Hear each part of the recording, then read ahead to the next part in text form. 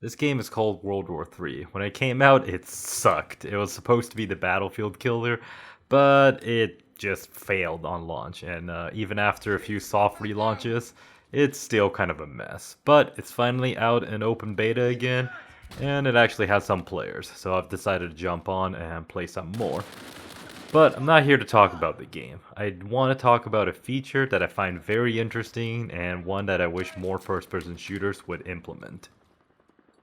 Almost all games have full auto wrong.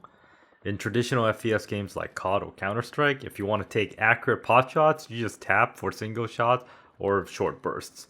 But in games like Battlefield or Rainbow Six, where you can change the selector to semi or burst, using those fire modes don't actually offer any real advantage.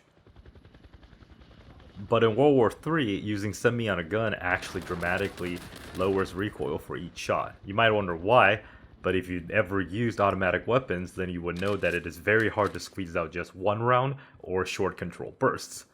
Military triggers are pretty heavy, so it's very hard to get just one round off, and even if you do, you have to manually let go your finger every time, leading to more inaccuracies. The best example I can give for most people that don't have the experience of using automatic weapons is to imagine trying to accelerate a car 1 mile per hour at a time. You have to constantly push the gas pedal and release, and all your concentration is on your feet. Whereas if you use cruise control, you can just press a button to accelerate. That is the idea for semi and burst. It allows the shooter to concentrate on one single accurate shot and easily repeated accurate shots.